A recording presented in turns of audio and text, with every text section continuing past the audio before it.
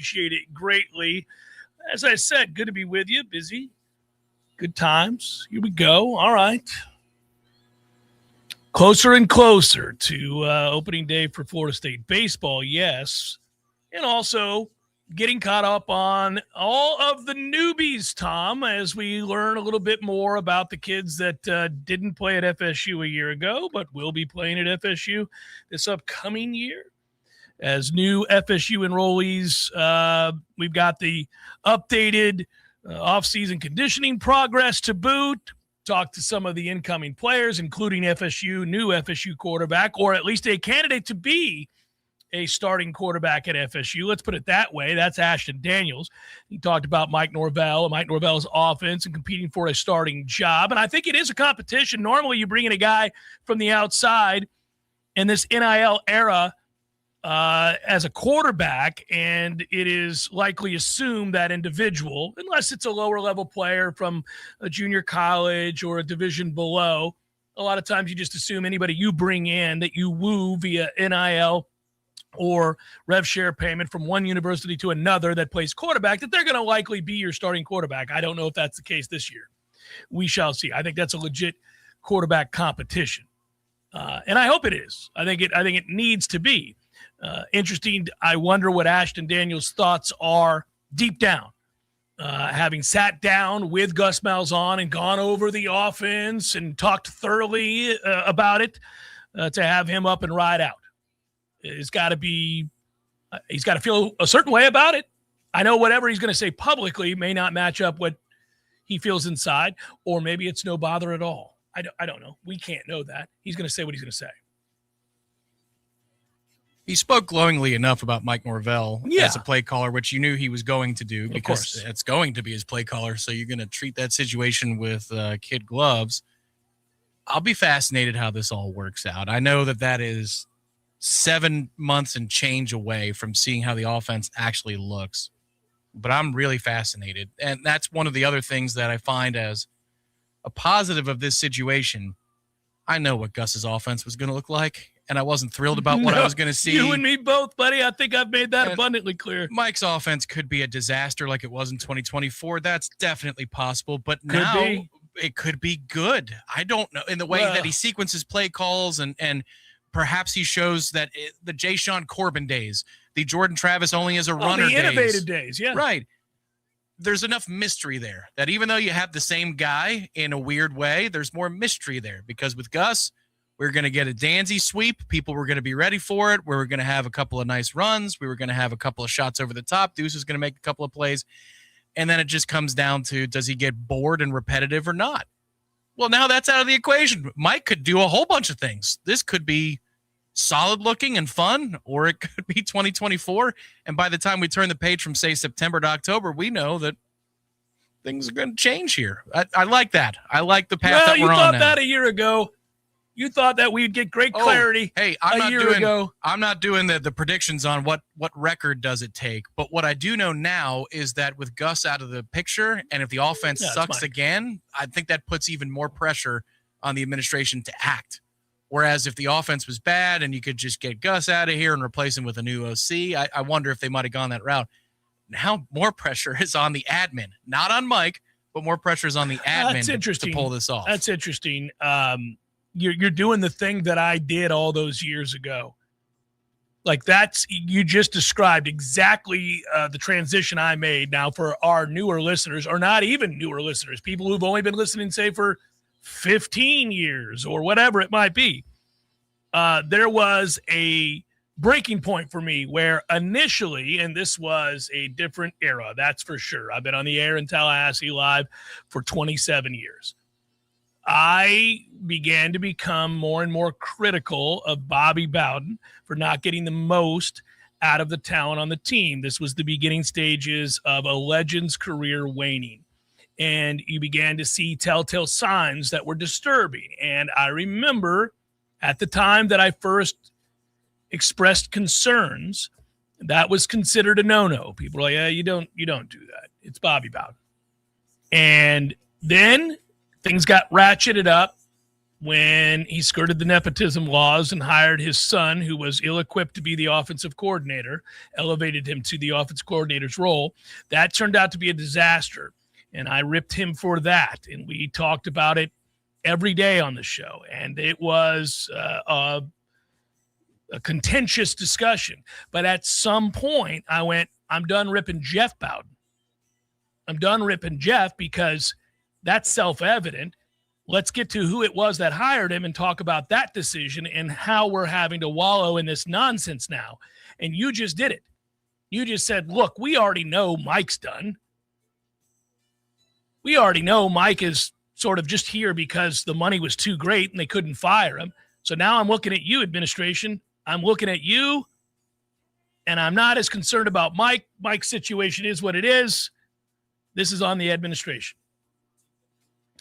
You know, that conversation was, I think, re-energized a day ago with some things we already knew locally and had talked about. The money concerns at Florida State has been an omnipresent feature on the show or on the site or amongst Florida State faithful on the message boards. And, of course, the whispers behind the scenes was that this was going to be a unmitigated disaster when some of these numbers came out about Florida State and how leveraged they were. Although some of it, and I have said this before too, despite being very critical of the athletic director and the administration, some of this was not necessarily their fault. Some of this was really most unfortunate. Like, for example, the timing of your coach falling off a cliff and driving the plane into the side of the mountain could not have been worse, given that you had already committed to, well, incurring an awful lot of debt for the renovations done to Doak Campbell Stadium. We can certainly have the argument about whether or not you should have had a better handle on what was happening in the college football world and pivoted away from the football-only facility and invested instead in roster management and investment financially for building of rosters. But they didn't. And so they were going to incur that debt. What they couldn't have happened was for Mike to go 2-10. And he did. All on his own. He went 2-10 despite being given the most amount of resources in the history of Florida State football for any coach. That wasn't administration hindered 2-10. That was Mike driven 2-10. All Norvell. Correct. So the problem with that, of course, was adding to the overall debt with the infrastructure and all of the money poured into facilities was that you gave him this massive extension.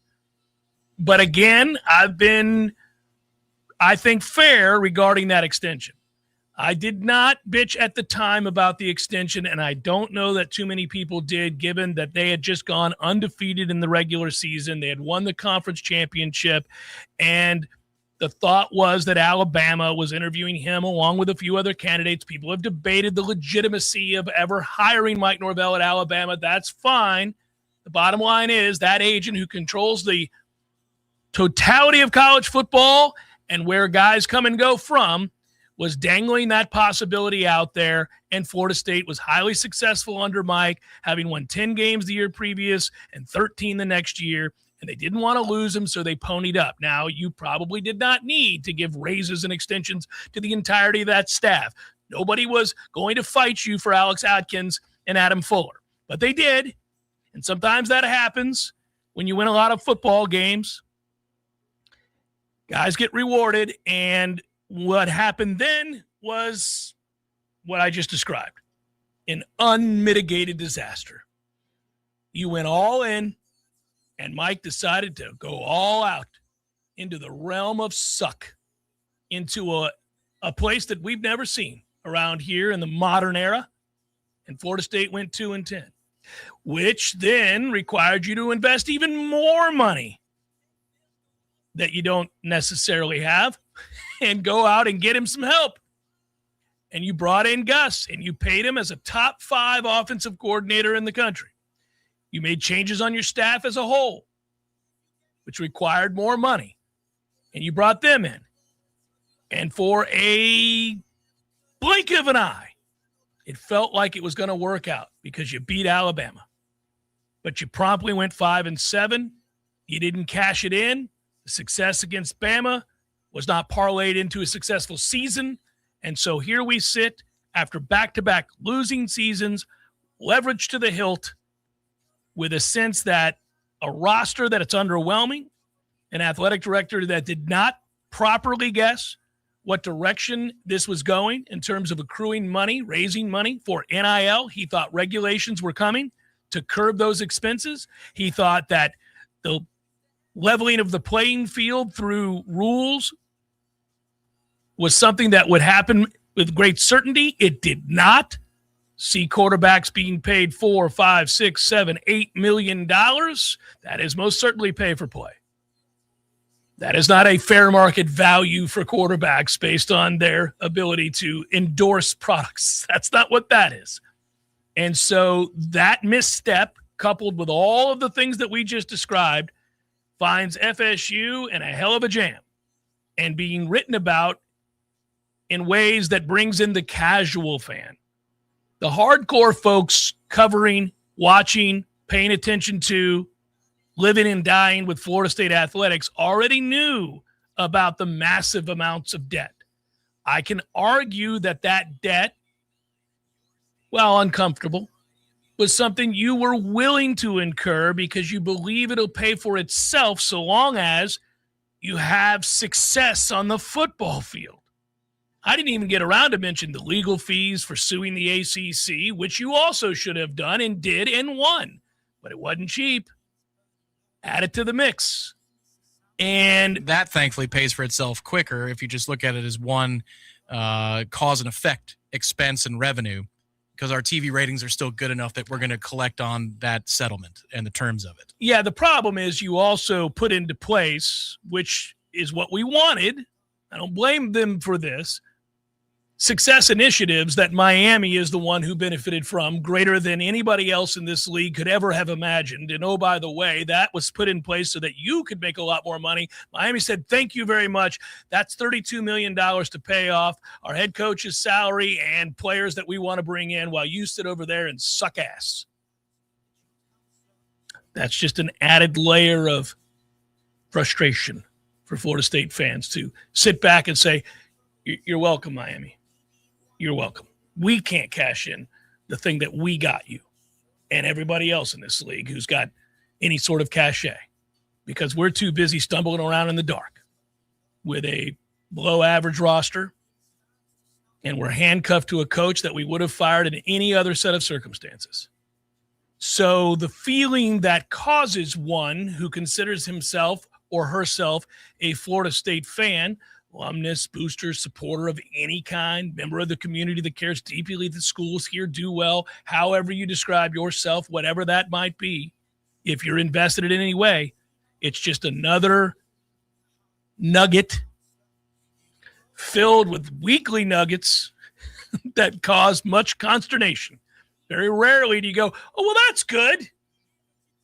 Not a lot of that.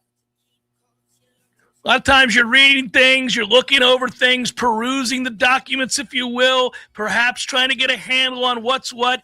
These days with Florida State football, it rarely ends with you saying to yourself, I like that. No, it typically ends with you going, I don't know. This isn't looking good.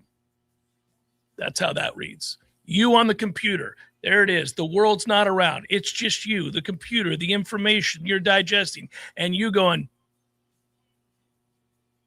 I don't like that. And then going to a new page. That's what that is. theathletic.com/MLB. Let's see what my farm system looks like. The Lightning won again last night. All right. TGL.com/TV schedule. How many amongst my listeners and subscribers to Warchant and supporters, Knowles all around this country have done exactly what I'm describing for the people that can't see it because they're listening on the radio and not watching that moment of, oh, well, it's less than ideal. That's I don't think we're going to be able to overcome that. That's going to Okay, so what's on the tube tonight? Yeah, I'm going to put the number on specifically TGL.com at 4. 4 people have done that because Matt Lacer and I are probably 2. So I'm sure there's 2 other people out there that have specifically gone there. Specifically like MLB, many people. Many people. Sure. Yeah. 6 days away. Pitchers and catchers. Let's get to. I'm excited. More excited I am than the scheduling they've got put in place now for the college football playoff moving forward in the next 2 years. What a dumb ass schedule. They're making this worse by the day. I'll explain in a moment. Jeff Cameron Show, 93.3 Real Talk Radio, Warchant TV. Hey, no fans, our partner ISF Inc. is a national management and IT consulting firm located right here in Tallahassee, Florida, solving the future for state governments through strategy, process, and technology. As a trusted advisor for state governments, ISF knows the importance of defining a clear and detailed strategy. Our friends at ISF can help your organization create a strategy that sets you on a path to success. ISF, your vision plus our expertise brings your brilliant ideas to life. Visit ISF.com to learn more. ISF, solving the future. You probably already know that Pinch a Penny Pools and Spas is your one-stop destination for all pool maintenance needs, offering everything you need from chemicals, cleaners, vacuums, nets, and more. But that's not all. Pinch a Penny also carries a huge selection of premium hot springs hot tubs paired with easy financing options, making these luxury hot tubs affordable for everyone. And if you have an older hot tub and you're worried about the hassle of removing it, worry no more. Pinch a Penny will not only remove and haul away your old hot tub, but also offer a trade-in value for a credit towards your new one. So why wait? Visit Pinch a Penny's 12,000 square foot showroom today on Greer Road and discover how effortless and affordable owning a fantastic hot tub can be. Find out more at TallahasseeHotSpring.com. That's TallahasseeHotSpring.com. T-Spark Enterprises, roofing and construction services. T-Spark Construction.com. We conquer all peaks. We fix those darn leaks. Call 850-766-1340. T-Spark Enterprises, roofing and construction services. T-Spark Construction.com. License number CCC 1331204. Hey, this is for my homeowner friends out there. You know who you are. When you get your grass cut, you're going to inspect the work, make sure it's good. Get your house painted, check around every corner and edge, make sure that's done right. Get a new roof, get to get eyes on those shimmering new shingles. Get your septic tank cleaned. Bet you're not popping your head down in there to take a look around. You got to trust it's done right. I'll make it easy. Go see my friend Greg Miller, Miller Septic. They're my guys. I trust them, and you can too. MillerSeptic.com. That's it. That's the commercial. That's the whole thing. Check them out. That's MillerSeptic.com. Tired of spending money on bug spray and inhaling all those fumes every time you want to go outside? Treat your yard so you can stop spraying your kids. Paul's Termite and Pest Control has a solution to this persistent problem. Paul's has a program which seeks the grounds, flower bed, and shrubs. Paul's controls pesky mosquitoes year-round, which means you can take back control of your yard. Not only are mosquitoes a physical irritation, they also pose a potential health risk to people and pets. With Paul's targeted techniques, you can rest assured that your yard will be protected and your afternoons will stay fun. Take back your yard. Don't let mosquitoes interrupt the fun. For more information, go to callpauls.com. For the elimination of termites or any other pests. And a greener lawn, too. Call Pauls. We'll get them all. Pauls can help eliminate fire ants from your lawn, too. We'll help you take your yard back. From the championship stage to coaching change and everything in between, Warchant.com remains your home for the best FSU football coverage in the business. Brutally honest columns and features, market-leading multimedia presence across video and podcast, the largest FSU fan community with a staff that combines for over 100 years of experience covering the Noles. When change comes, Warchant.com is your home for analysis from every angle. Warchant.com, your ultimate Seminole sports source. Sign up today. The Jeff Cameron Show is a production of the Warchant.com Multimedia Network. Check out warchant.com today for the latest news inside Florida State athletics. That's warchant.com. Now, back to Jeff on Real Talk 93.3. All right, I was just talking about this a moment ago before we went to break. And I don't know why I feel like they're going the opposite way of where I would like the sport to go. So maybe it rubs me the wrong way. Maybe it's not something that concerns you all that much. But I do think that objectively, it doesn't seem like a very good idea in terms of the playoff scheduling. Now, it looks like this is going to be the case for the next 2 years. I'll just give you the nuts and bolts. Then I'll give you my opinion and lay some things out here for you. The college football playoff won't have a game on New Year's Eve this season to avoid playing at the same time as the NFL on a Thursday night game. That's smart. So college football playoffs executive director Rich Clark told ESPN yesterday that news, and then gave the following announcement of the dates in bowl games for the quarterfinal and semifinal games for both 2026 and 2027. So instead of doing the aforementioned game on New Year's Eve, the quarterfinals will be held Wednesday, December the 30th at the Fiesta Bowl. Then it'll be a triple header on the 1st. So one of those quarterfinal games is played on the 30th. The others are played on that Friday, January the 1st. So you have the Cotton Bowl, the Peach Bowl, and the Rose Bowl. Now, here's where it gets silly to me. So you play that game. Now, never mind the fact that I suggest we all start week 1 in what is currently week 0 with an eye towards ending the season on New Year's Day, ending the whole kit and caboodle, the championship, all of it, by New Year's Day. I don't want to get closer to February. I want to get further from it. I want to be done with everything on New Year's Day. But that's neither here nor there. That's just what I think would be good for the sport. But what I don't understand is you've got that quarterfinal on December 30th, 3 others on the 1st. One would think that you just go ahead and play the semis a week later, right?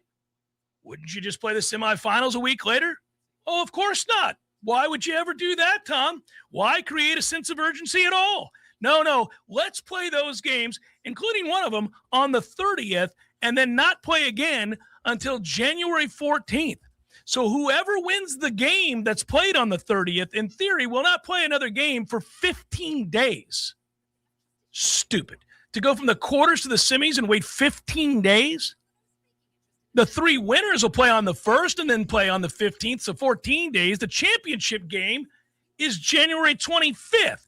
So if you're thinking about a big picture, we go December 30th to January 25th.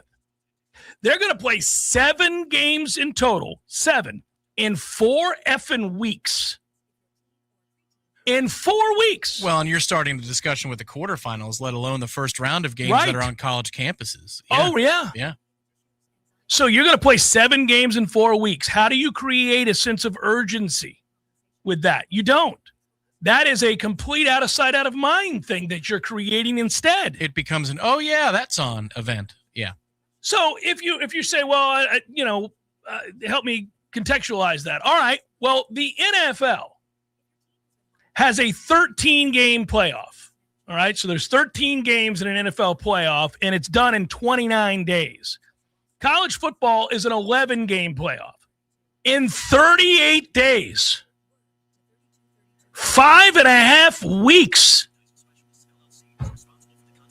Does this not strike anybody as absurd? Well, put it on the tab of this era.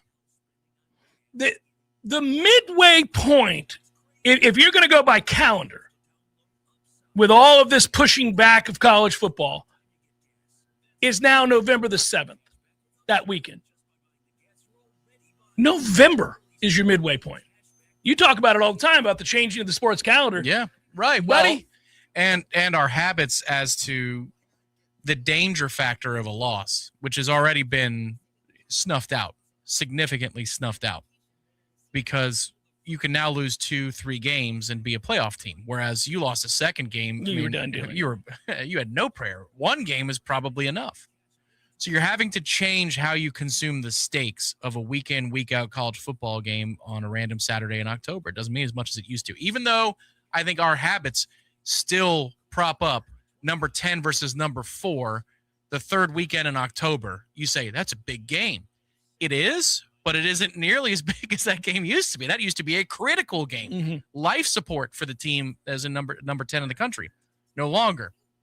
And then it does take too long already. It's ridiculous. The worst thing that could have happened was that the rating for Ole Miss and Miami was massive, because I think it also allowed for this to become contagious. And like, oh, it will work there. No. Will it in the long term? No. I don't think so. And I think the rating, I actually think it's more the Indiana-Miami Indiana, ratings. that's what I meant. That's a speak on my part. Yeah, those ratings were massive because of Indiana being the craziest college football story ever. The year prior, to give you an example of what's more the norm, if you don't have a Cinderella, the likes of which we've never seen in Indiana, then you don't get a ratings of 30-plus million like they got this year, or a viewership of 30-plus millions like you did this year. You know how I know that? Because the year prior, two of the biggest names in the history of college football faced each other and didn't touch that. They got over 20 million, but they didn't touch 30 million plus. Ohio State and Notre Dame played the year before. That is akin, as I've said before, to the Yankees and Dodgers playing in the World Series. If MLB based their rating success on a World Series number featuring the Dodgers and Yankees, they would be sorely mistaken regarding their expectations of future World Series numbers. That's not going to happen. That was the Dodgers and the Yankees. Ohio State, Notre Dame couldn't touch what Indiana-Miami did because Indiana is not going to be replicated. That story doesn't exist again. It's not going to happen unless you think it is. Unless Minnesota, the Golden Gophers, or Rutgers, or some other sorry-ass program like that makes a run for the ages that has been historically butt cheeks. Kansas, somebody like that makes a run towards the national championship, then you'll replicate those ratings. Otherwise, the best you can hope for is 20 to 23 million viewers like you got with Ohio State and Notre Dame. Now, you could argue, you could push back a little bit. You could say, well, wait a minute, Jeff.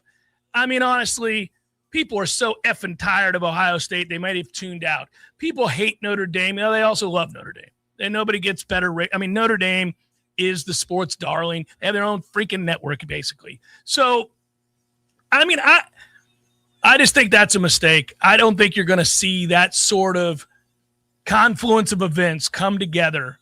And again, you might say, well, it's whatever. It's ratings, Jeff. I'm just talking about the sport and how it continues to do, in my mind, dumb things. They got lucky. They fell into something they needed to keep, which was the 12 teams.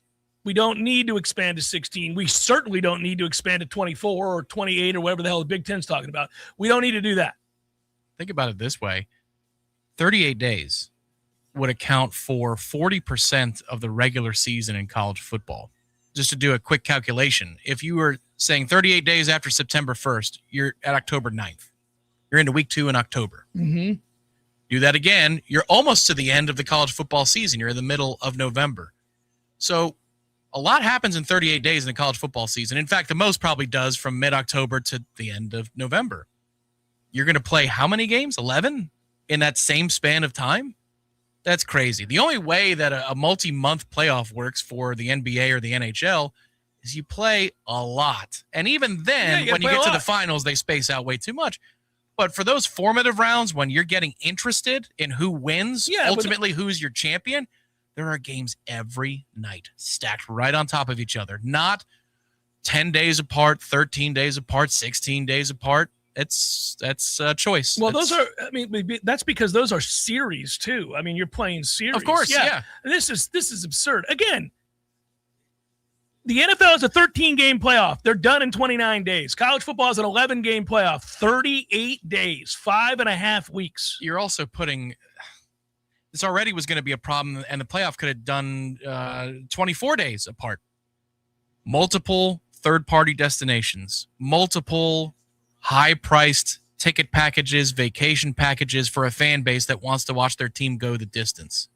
So you already were putting strain on the attendance, I think, in the next 5 to 10 years, unless you return to campus games or you allow campus games to expand in the playoff, more rounds with more campus games. Yeah.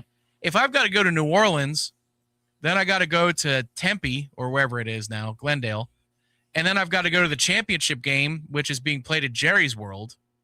And each of those individual vacations are worth $22.50 a person, and I'm taking me and the wife, and I got to do that 3 times. Well, you're not going to do it. You're not. You're going to pick your spot. You're going to pick your one destination, and maybe we lose in the quarters, but I'm going to go all in for the semis, man. I want to roll in the semis. So you've already put the college football fan who wants to attend these games your way into the semis. Exactly in a place where they've got to be the Jesus or not. Me and Liam. Me and Liam. Can't say the next line. He certainly cannot. Actually, one of the great parts of that scene, Liam's a great character in that movie. He just nods. Because also he's in the beginning, the montage, and he rubs his stomach. But he is trying so hard not to laugh. Oh, man. Whoever that actor is. He's just like looking off to the side. I mean, can you imagine when Turturro broke that out? He's like, this is genius. I can't break. I can't break. It's the Jeff Cameron Show, 93.3 Real Talk Radio, Warchant TV.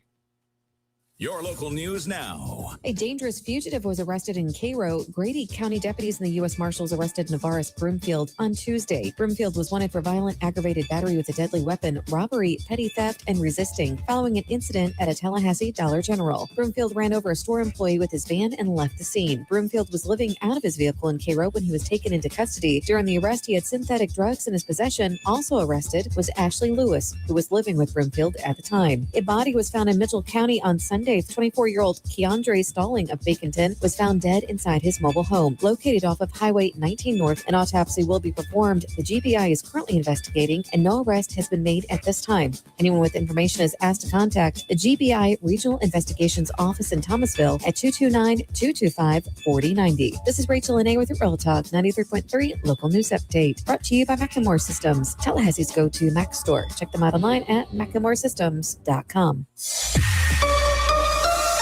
Now, here's your Tallahassee weather report. Hey there, I'm meteorologist Ryan Gold, and we've got a wet lunch hour today with heavy rain and thunder possible. Temperatures will be in the low 60s, and they'll stay there through the late afternoon as well. The rainfall will peak in the evening and die down as the sun sets. Rainfall totals could be anywhere from 1/4 of an inch to around 3/4 of an inch across the board. From the ABC 27 First to Know Weather Center, I'm meteorologist Ryan Gold.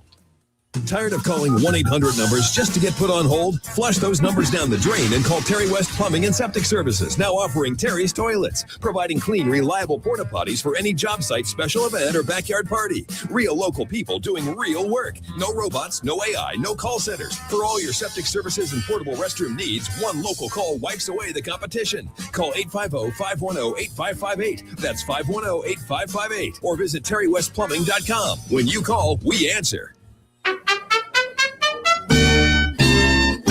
Hey, Jeff, what's up, buddy? I was just thinking, they never tell you that when you grow up, one of the things that you'll miss are the games that you created with your friends in the neighborhood. Oh, good days. So I would have my buddy come over, and then we'd make up these games that were kind of like a hodgepodge of every game that you've ever played. Kind of like the bikes we built. Correct. Yes. And it's a grand experiment. In the beginning, nobody knows how to play the game, and you argue about what the rules are going to be. And in the end, everybody knows how to play the game. By the end of that summer, you know the rules, the neighborhood know the rules, and you play that game like it's the greatest game ever played. But you still try to break the rules, right? Oh, if you ain't cheating, you ain't trying. But at the end, Eddie, you're never going to play it again, and you'll think about it the rest of your life. And the best game you ever played was that game. Never been a better one. Hey, you want to have a Gordo Smash, Jeff? I do. I'd like that. Gordo's, bringing the flavor and flair of Cuban food to Tallahassee since 1996. The Jeff Cameron Show is a production of the Warchant.com Multimedia Network. Check out Warchant.com today for the latest news inside Florida State athletics. That's Warchant.com. Now, back to Jeff on Real Talk 93.3. Jeff Cameron Show rolling on a Balls McWednesday. Good to have you on board. Thanks for being here.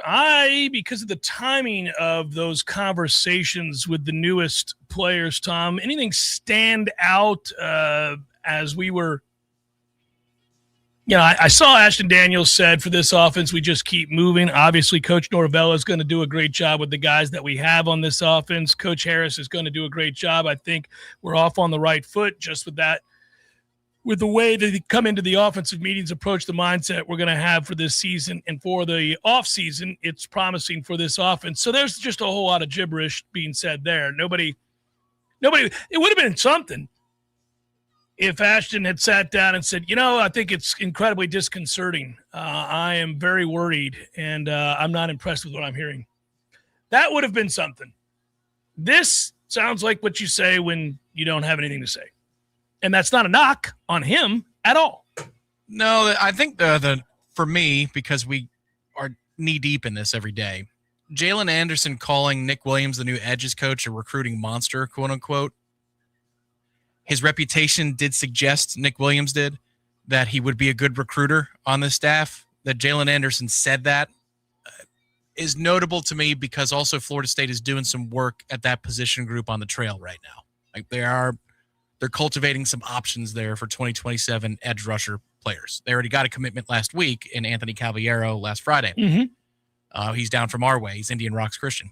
And they've got about 2 or 3 more in the top 200 that they're in on. So that's the kind of stuff I'm looking for, not necessarily insight for 2026 production on the field, just little details about what's going on with the operation. And that's the number one thing that stood out to me, is that maybe your Edges coach is actually pretty good at this recruiting thing. Would be nice. Would be very nice for us. It'd be great, wouldn't it? It would be great. I do understand, however, the sense of, and there's a lot of it. We talk about it a lot. I think early in the show, I saw somebody in the chat say something along the lines of just rearranging the chairs on the deck of the Titanic. Yeah, I think that's kind of what most people think about. Now, I think that the newcomers, let me just say this. If you're an incoming player, a newcomer to the program, you're going to have a lot of zeal and enthusiasm for the program. You're going to be excited about joining the program, and that's the way it should be. I'm not so cynical as to expect them to give us some sort of down the line objective view of where Florida State's at right now. Having not been here, having not experienced those seasons, having not been a part of any of that, they're arriving with the highest of hopes and beliefs that things are going to get turned around beginning with them. I got no problem with that. That's great. They should say that. It just doesn't mean anything to me, but I do expect that that's man for man what you're going to get. And really, frankly, that's what you should get. You should get that. You should get a sense of wonder and enthusiasm and belief in what they committed to. Otherwise, you got even bigger problems, and we've got a lot of big problems. I don't need bigger ones. We've got a lot of problems to deal with already. So I would fully expect every member of this class and every newcomer to say a lot of really good and glowing things about Florida State. I would hope that's what they would say. I am going to be interested to hear from the offensive linemen when they speak, because what I see with this offense, with the guys that they have leading it now, are a bunch of good locker room dudes, and you're going to have to be greater than the sum of your parts. You're operating at a deficit right now from a talent standpoint, so you're going to have to be all together, pulling in the same direction. I'm not suggesting they weren't with Tommy at quarterback, especially leading into the season, but once he got hurt, I don't know, man. That thing seemed to spiral just a little bit there. Wisner, by all accounts, is an excellent locker room guy. We already know that Deuce is, and he's going to be one of the anchors in that locker room. Daniels is considered to be excellent in that regard as well. Selfless, willing to work hard. I want to see what the offensive linemen look like. Will they blend into that picture? Because you're going to have a bunch of little things stacked together for you to outperform expectations. So you didn't really learn anything today because Daniels' reputation on that front, very, very good. He delivered on that. I want to see with this O-line, what kind of snarl they have. Because even though he didn't talk a bunch during the season, Luke Pettibone was great. Like, that was, for what we needed, that was a yes. Well done, well acquired, anchor in the middle of the line. You're not going to have to worry about him. Herb Hand loved him to death. So I want to hear from those offensive linemen to see if each segment group has somebody that you know that can kind of lead the way and steer the ship. They're going to have to be all together on this because the fan base doubts and the tape will doubt and the Vegas lines will doubt. They're going to have to find a way themselves to dig deep. It's so funny. You mentioned it at the start of the show, and I didn't give it much thought because we were getting into, the start of the show, but it's true. It hits you hard that today is National Signing Day. That it's absurd. The old holiday. Yeah. It was a great day. Today is, National Signing Day. And I do miss what came with that. First of all, I miss the signing of elite classes. That was a thing that was an annual experience for Florida State for many, many, many, many years. Or one, yeah, or we're going to be six, number 1, number 3 class, number 7 class. Our old cohort, dear friend to this day, and former employee / intern before that, Alicia had entire boards that she put up and with great gusto erased names and added names and put the stars next to them and what we were ranked. Poster boards, all kinds of the big whiteboard that was up there. That was not assigned to her. She just did that she loved because it. She loved recruiting. It was the big board. That was the original big board with all the names. And we were like, there it is. But alas, that too has gone the way of the dodo. And, what are you going to do? Further lament that. It's a little, you're pouring one out today a little bit for the old National Signing Day. I wonder if you could find a way to make that day happen again at a different point of the calendar. Maybe it's the early signing period before the season starts, if that was ever adopted, an August signing period where everybody understood the caveat that if there was a coaching change, you could get out of your documentation with the university. But they would be exempt from the portal. Like you couldn't commit and sign in August and then hop in the portal that upcoming January. If you signed and the coaches were there, you're in. And that's that. Maybe that would be the way to generate signing day buzz again. It was already dying before the transfer portal, before NIL, because so many kids would be early enrollees. It used to be maybe a handful of kids. Then it was 40% of your class, then 60% of your class. They wanted the kids in for spring practice. Yeah. No, and if you move spring football up to June, you'd be set. Oh, yeah. I suppose you could do that in the heat. Yeah, sure. Yeah. Spring football in early summer. These kids are on campus anyway. Those workouts aren't voluntary in the off season. Right. Yeah, you could do it that way then let them have their whole senior season. There's got to be something there because that was one of those days that whether you followed a kid's journey for 2 years leading to signing day I or never not. did, but yes. Or not. Right. You both enjoyed that day very much. The casual recruiting person or the diehard who took the day off of work, which was always kind of nuts, but good for them. It was always a good day for the sport. And the sport, to your point, with how the scheduling is for the playoff now, the sport just doesn't have a whole lot of good days on the calendar that everybody can celebrate. It's funny, going back a long time ago to when John Lilly was the recruiting coordinator and the tight ends coach. I was so I started covering the team in 98, 99. And because I was never a recruitnik, I was a little unaware of the do's and don'ts about specifically what coaches could or could not say regarding players. And Lilly was hired as a tight ends coach and a recruiting coordinator. Now, he was already on the staff at Florida State, I believe, as a graduate assistant prior to that. But he became a full-time coach, I think it was in 98. And so I kind of had a little bit of a relationship that I was able to build with him. He was a very nice man. And when I got my own show and wanted to do interviews, I reached out to him and I proceeded to immediately put him on the spot with a question he couldn't answer, which was I specifically named players that would go, so talk to me about and name the, and he's like, no doubt neophyte me. He's like, my man, I kind of can't do that. But he was trying to think of a nice way to let me down and dodge the question without saying, what are you, a moron? I can't talk about this. And I hadn't thought about it in all these years. Well, not often anyhow, but on a day like today, I think about it. Yeah, that was hilarious. I cornered him. I can just remember there are a lot of stories. I mean, the access to Jimbo's war room we brought up many times over the years. And there were different recruitments with good outcomes and bad outcomes. The bad outcomes are always awkward because everybody just kind of went, ooh, and then you quietly shuffle out of the room because they didn't let you in the room unless they really thought they were going to get the kid. And the Tony Stewart one for Clemson was the best. Everybody cringes and slides out the room moment. You talk about things always having been dirty and underhanded to some extent, and I think people would like to go back to those days, given what the mess is they have. They don't want to know. People don't want to know. But it's not even. Yes, that's true too. But also, they've made a mess of this. This transition is not going smoothly. So people are like, oh, you know what? I prefer the old dirty way of doing things. Anyhow, I can still remember Telvin Smith, and the reason this was such a big deal is that, and right up to the last second, and not that this doesn't go on now, but people would attempt to just snatch a guy within the last hour. Yeah, they sure would. And they would throw dollars, and I can still remember getting a call, and I'll just leave this very vague.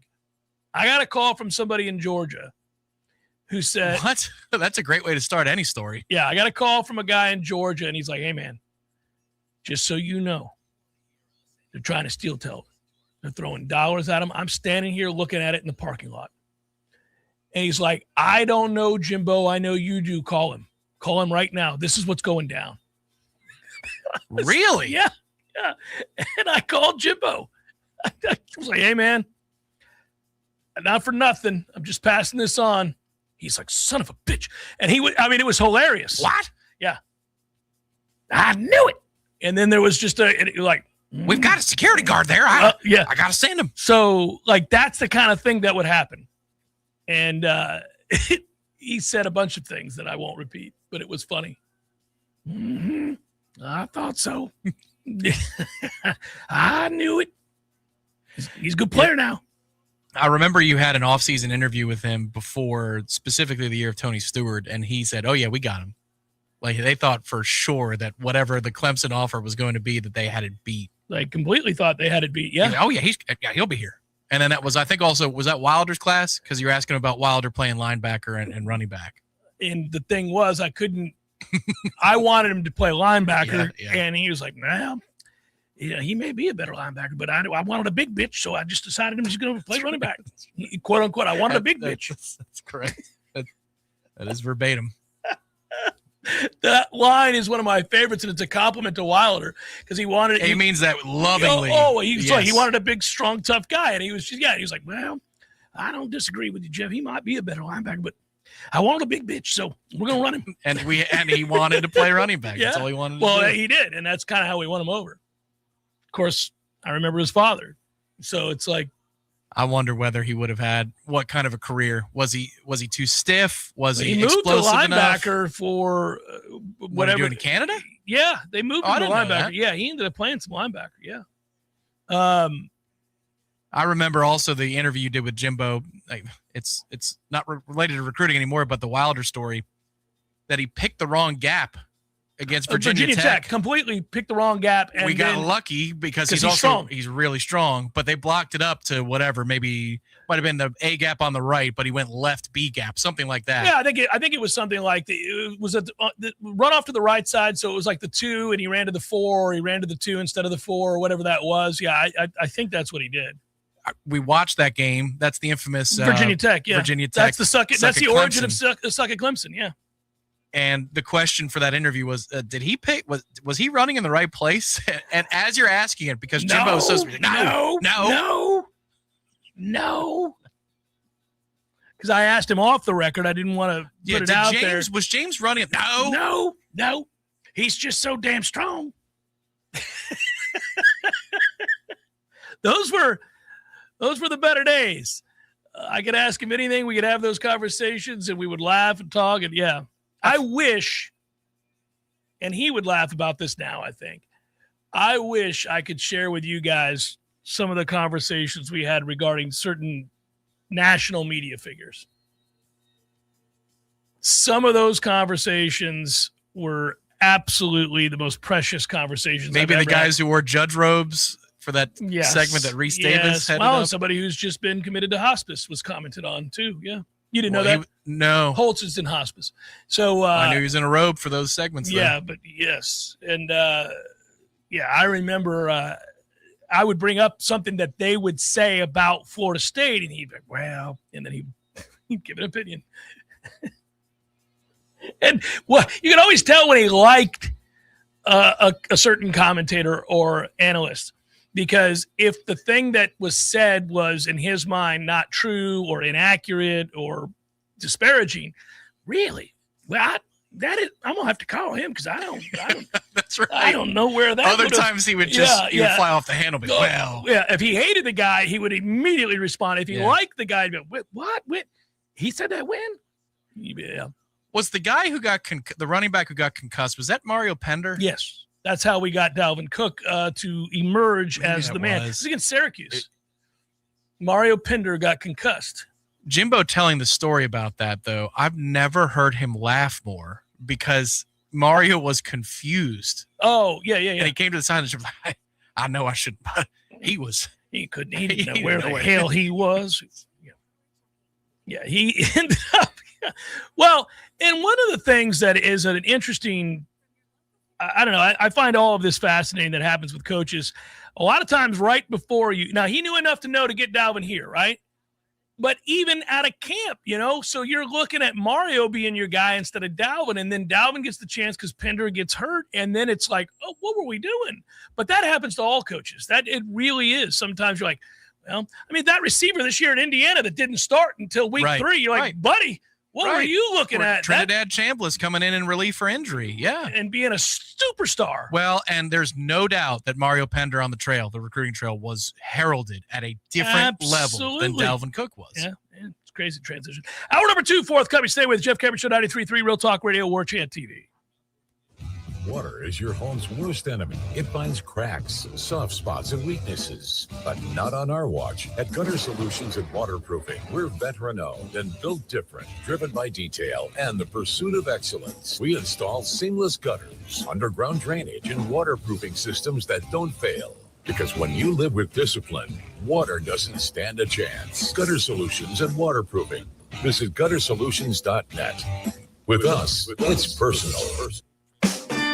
Barry knows cool. He's keeping you comfortable. Barry knows cool. You can put him to the test.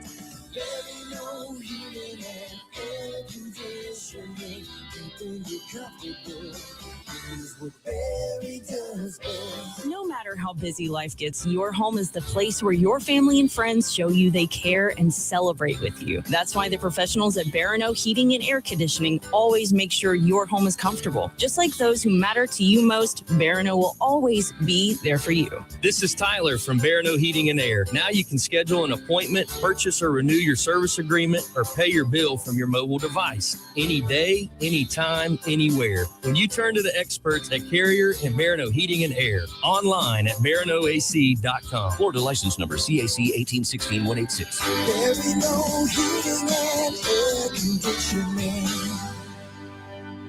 Craving something different?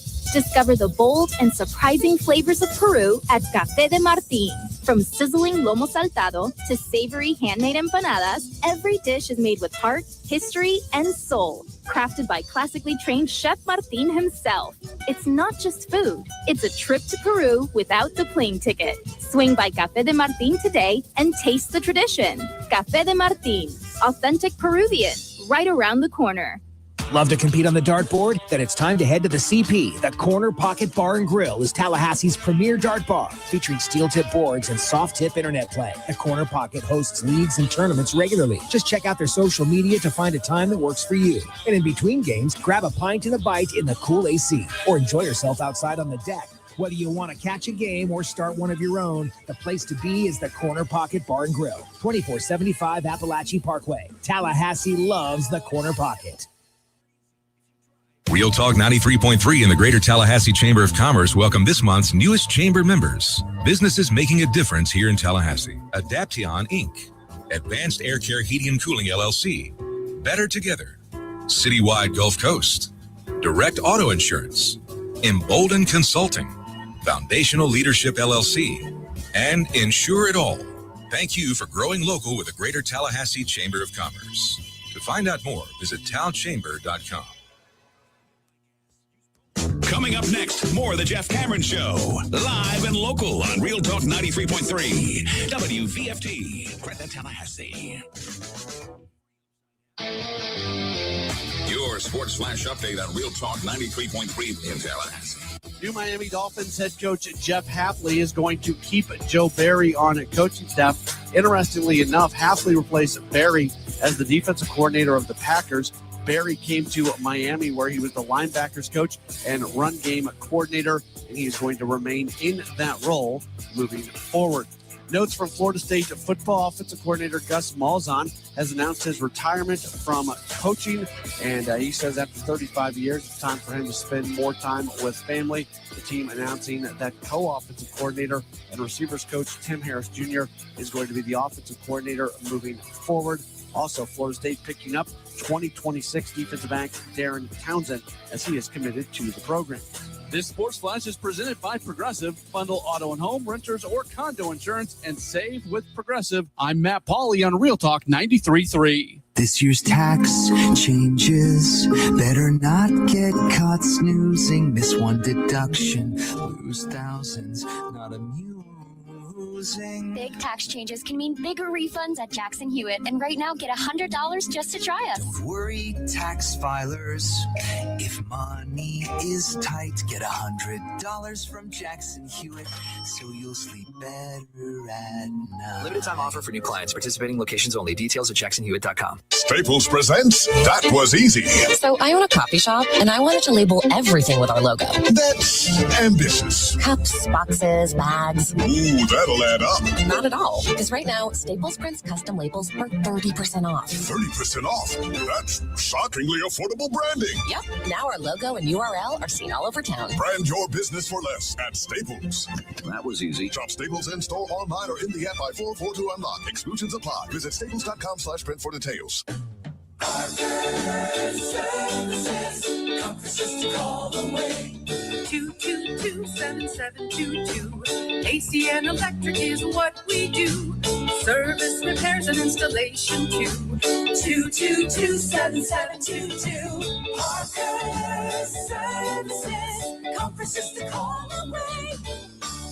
Is your home ready for anything? At Parker Services AC and Electrical, we do more than just keep you cool. We keep your whole home running smoothly. From AC maintenance and duct cleanings to whole home generator installations, we've got everything you need for comfort and reliability. Join our Peak Performance membership to keep your HVAC system in top shape and catch issues before they turn into costly repairs. And with a reliable generator, you'll never be left in the dark again. Call Parker Services today, where comfort is just a call away. Parker Services. Comfort is the call away.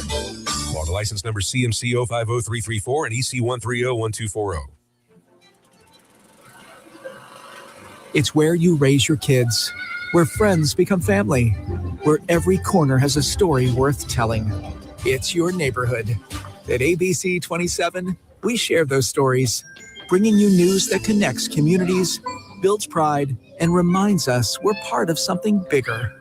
We are ABC 27, in your neighborhood. Pay-per-view fights can ring up big bills, especially since in the Octagon, there is one every few weeks. That's why the Seventh Hill Tap Room right downstairs from Corner Pocket Bar and Grill carries every single fight. Plus, unlike most pay-per-view bars, there's no cover charge. And drink specials, too, like $3 select domestic beers and more. And if you enjoy international soccer, Seventh Hill opens early. $2 mimosas on Sundays, anyone? The Seventh Hill Tap Room, 2475 Appalachie Parkway, just downstairs from Corner Pocket Bar and Grill.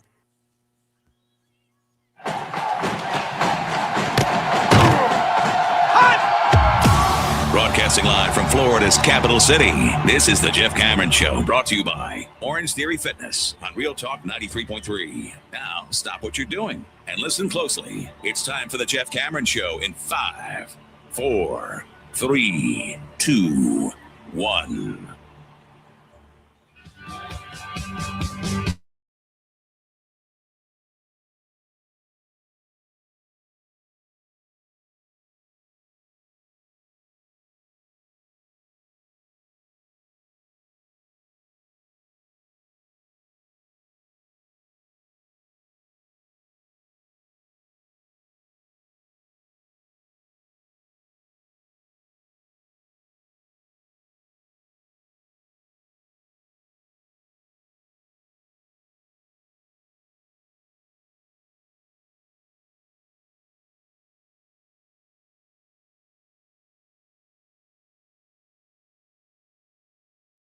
happening all the time with the sports schedule, as we know. We'll certainly get to those questions, get a little bit more involved. There's a few that are starred and a few others that I saw during the break for the first time, including one about baseball. First of all, softball gets underway tomorrow, right? I think it's tomorrow. Yes, they also added a game on Sunday that's free to all if you want to go have a chilly morning on a Super Bowl Sunday. A 9 a.m. start. 9 a.m. That's right up your alley. That's the way we should be doing football games. Yeah, it's beautiful, man. I've been up for a few hours. Go in there and catch a game. Against UConn. So there you go. Yeah, so but yes, to answer your question, yeah. You going to tailgate up there in the parking lot at 9 a.m. on a... I was thinking about doing a mini crawl over because our friends at Indigo have a breakfast there. So I go stop by for a little breakfast cocktail and then walk over. But Bloody Mary, perhaps? I might be teeing it up instead. I might be playing some golf.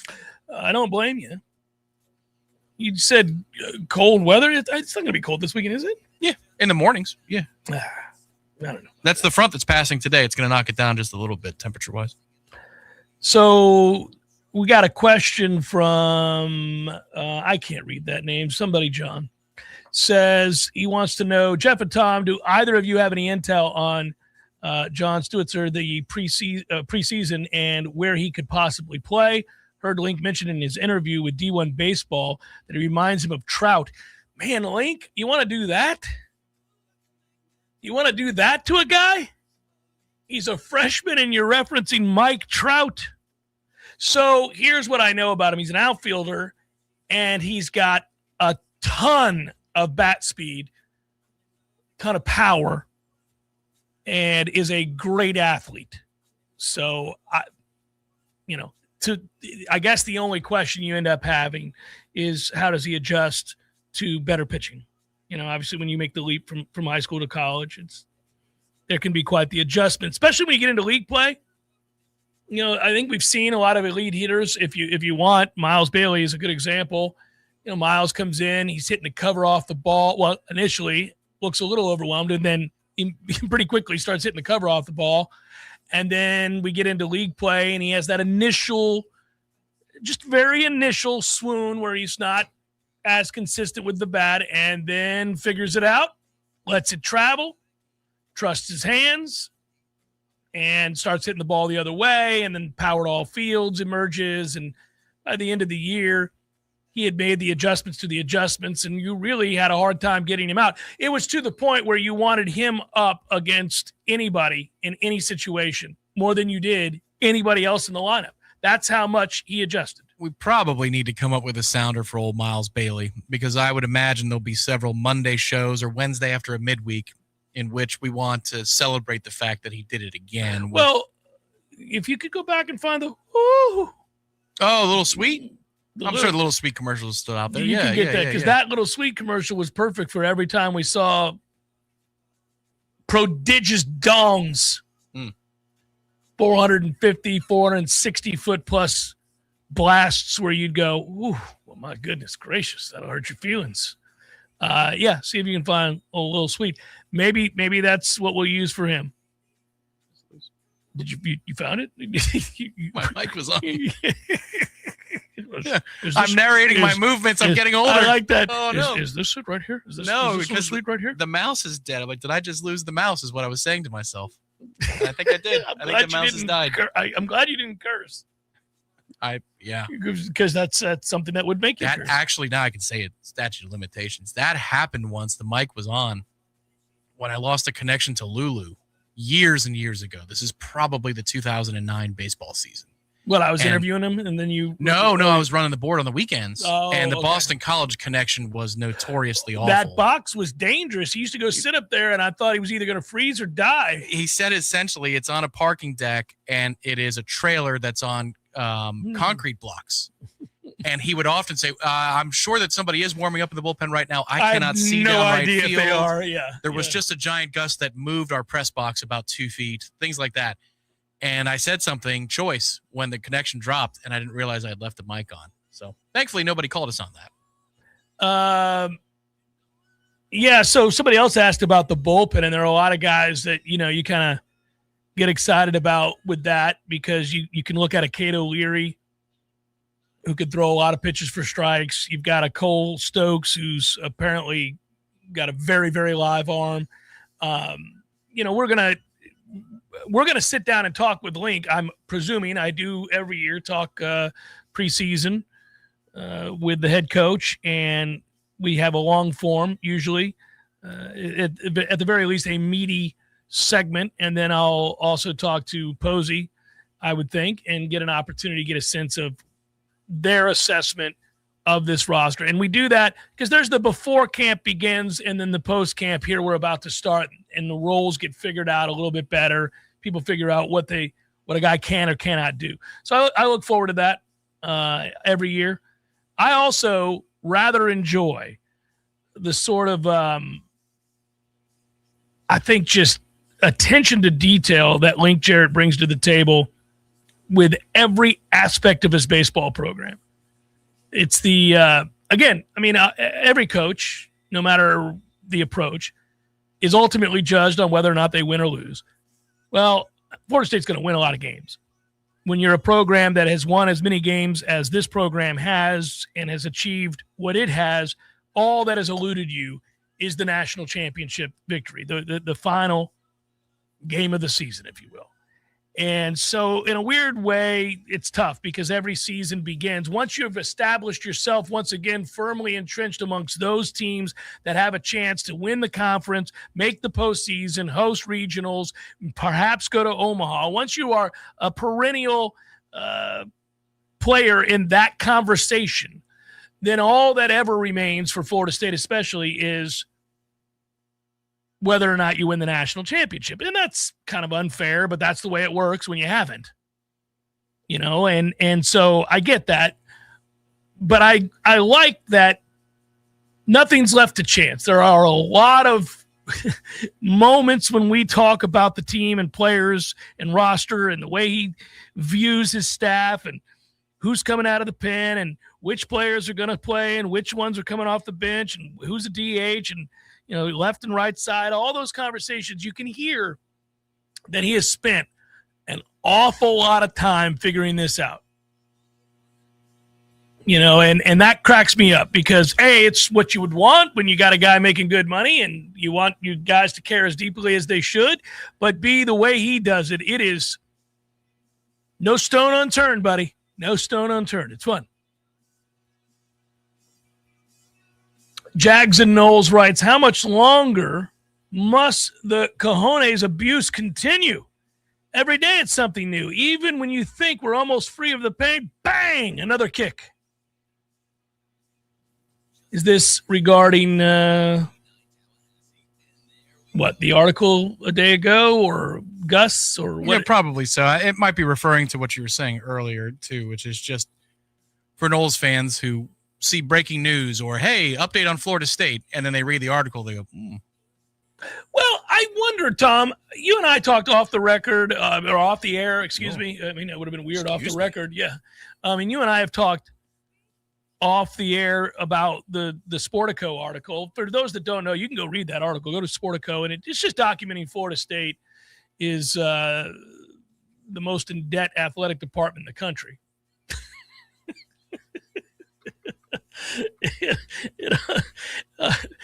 When you read that on the surface, when you see that with the way it's worded, you're like, oh, well, that's a toughie.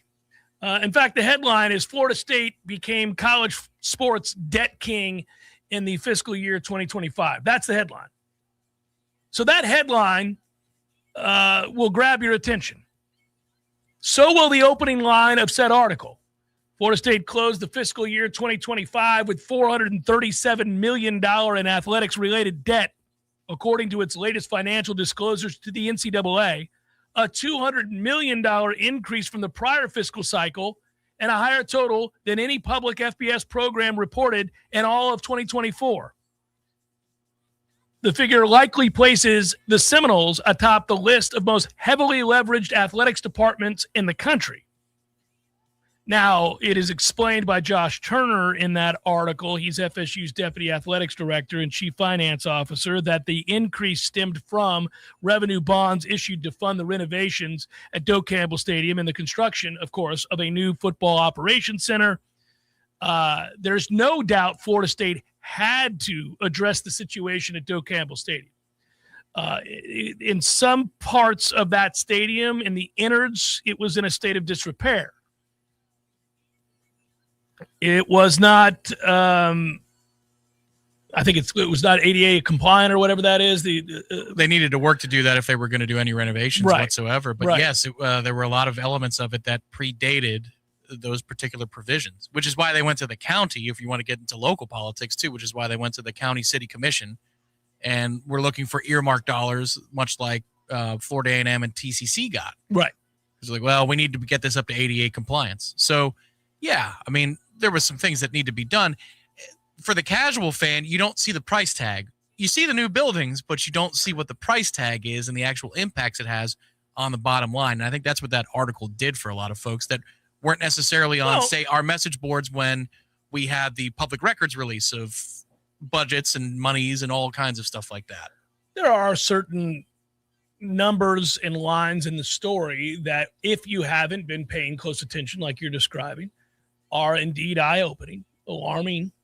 You know, when your total debt is $617 million and athletics accounts for 71% of it, and you go and they cite the fact that the total debt stood at $17 million at the end of the fiscal year 2020, that increase now from that year to this year is 2,465% over 5 years. That's a sensational way of writing that. Yeah, it certainly is. And well, this is the type of article that, let's say you've got a parent who doesn't, and a dad who loves sports, but Florida State isn't their favorite team.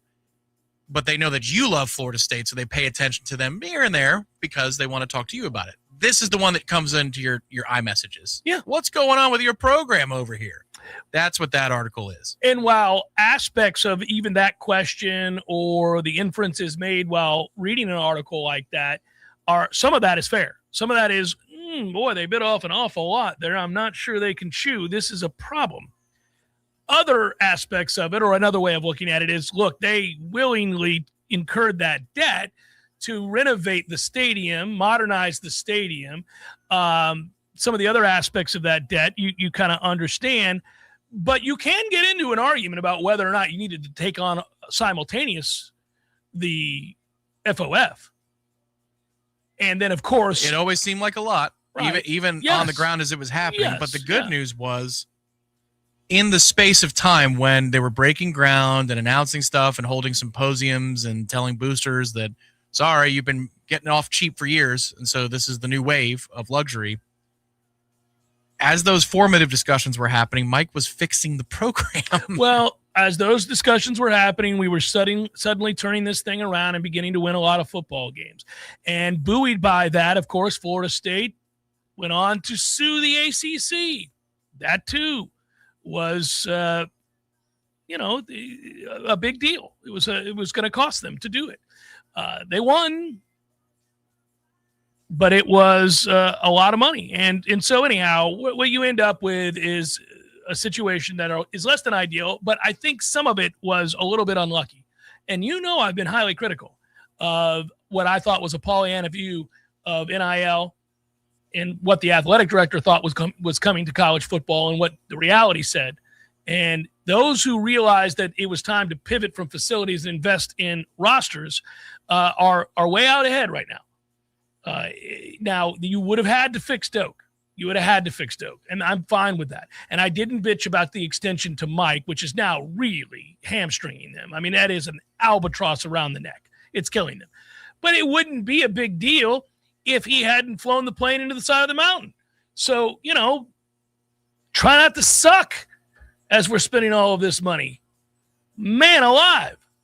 That he couldn't have predicted, I don't suppose. Yeah, you're talking about a 50-year event in the program's history occurring at the same time that they're spending the most money that they've ever spent simultaneously. Not a great time for an intersection of those two. I mean, it's almost impossible to draw up that, all right, the moment we pick where we go a little bit out there, a little bit extra, is the moment that we're going to win twice.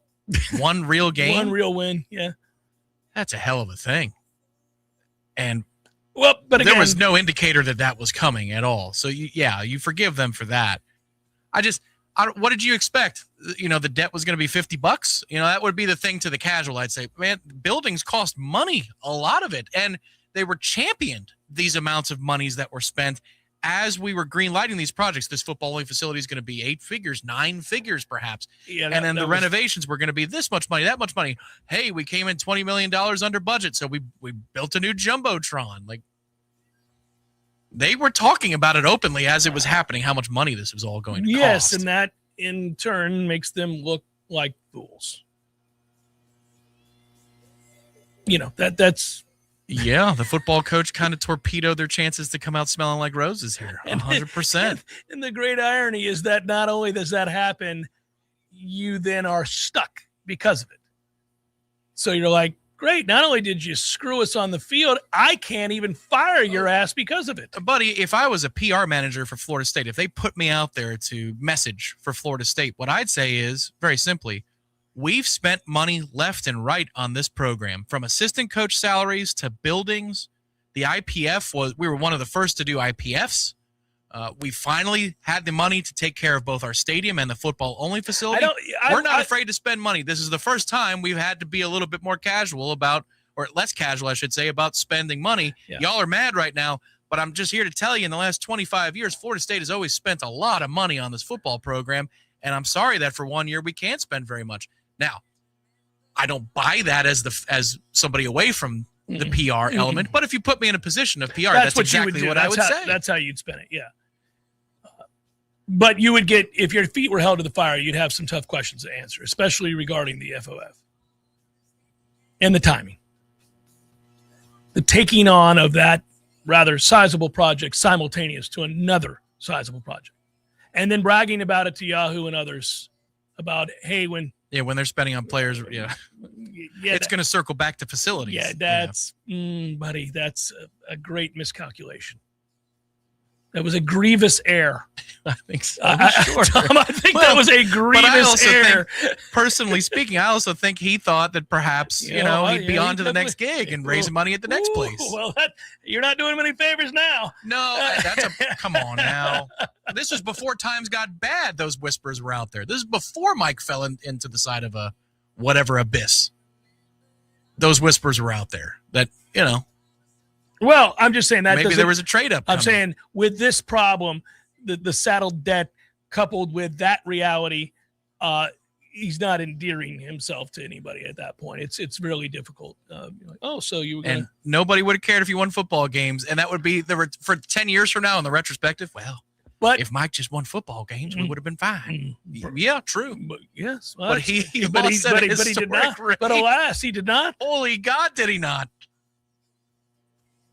So really quickly, I talk to you guys all the time about my man Shannon Young and loanforknowles.com, and as I should, but I wanted to shout out a few people here. Pretty cool. Joshua, congratulations on your new loan. Thanks for going to Shannon, and thanks for listening to the show. And I appreciate you. And that is on the heels of Michael and Melissa. We are getting them signed up left and right, Tommy. This is good stuff. And contagious. It is. And when you go to Shannon, he does you right, gets the work done, ensures you've got a chance to buy your dream home. If you want to learn more, people like the aforementioned and so many others in the last 6 months or so have taken us up on the offer to learn more. Loansforknowles.com, loansforknowles.com. Tell you about my friends at Tried and True Consulting, a Seminole-owned business that specializes in payments and business solutions. Tried and True's core expertise includes card, ACH, point of sale, mobile, e-commerce, and hosted payment solutions. Tried and True will help you reduce costs and increase your bottom line. That always sounds nice. Whether you're a retailer, restaurant, licensed professional, or service industry, Tried and True is saving you money. Tried and True's expertise extends to payroll, video menu ad boards, IT services, web design, and social media. It's time to make one call and tell the competition to take it on down the road. Call Don or Joe today at 844-464-6653. That's 844-464-6653. When you do business with Tried and True, they contribute 10% of the net revenue to the battle's end. So go Tried and True today. Call 844-464-6653. You probably already know that Pinch a Penny Pools and Spas is your one-stop destination for all pool maintenance needs, offering everything you need from chemicals, cleaners, vacuums, nets, and more. But that's not all.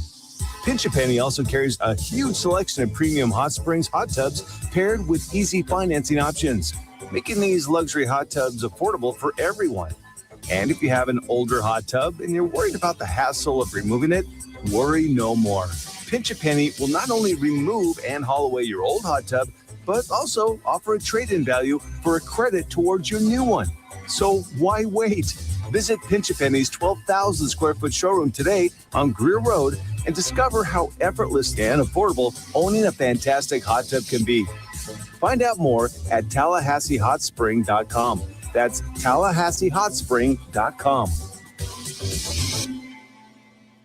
T-Spark Enterprises, roofing and construction services. T-Spark, T-SparkConstruction.com. We conquer all peaks, we fix those darn leaks. Call 850-766-1340. T-Spark Enterprises, roofing and construction services.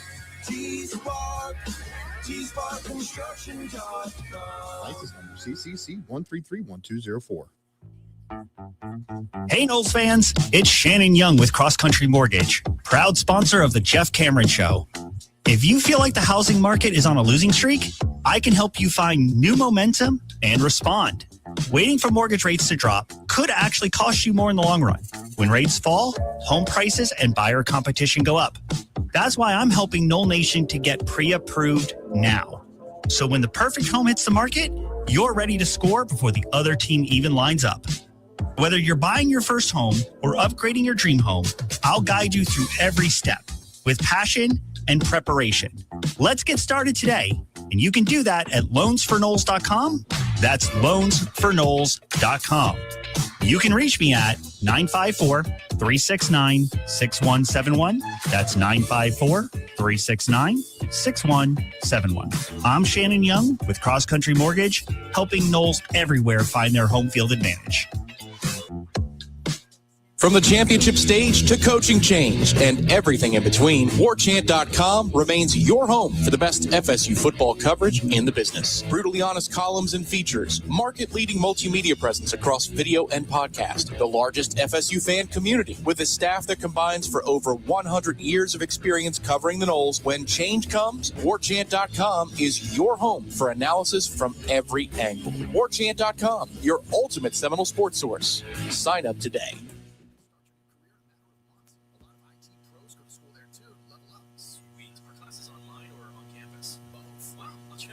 Jeff Cameron Show 93.3 Talk Radio Warchant TV. We're efforting to fix something here during the segment.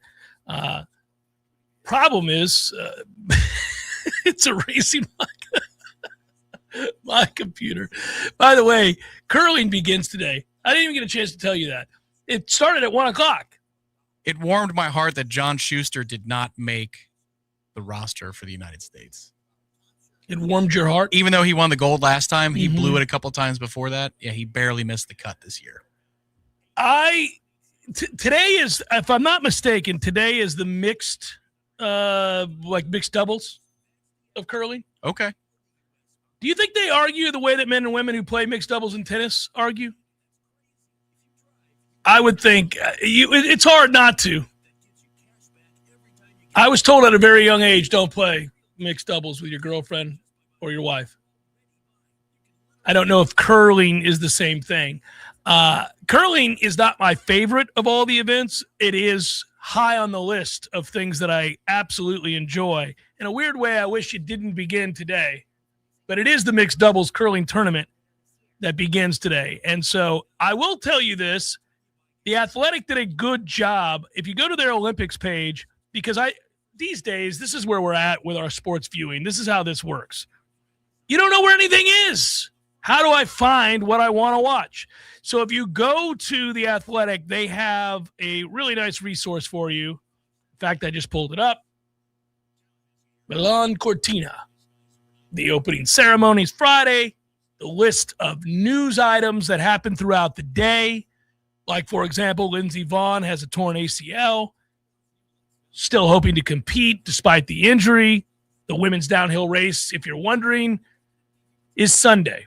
Watching somebody attempt to race in a downhill with a torn ACL might draw me in. I think so. Hey, she used to date Tiger. She can call up Tiger and be like, how'd you do it in 08? I want to do the same thing, except in a much more dangerous setting. I was going to say, he was playing golf.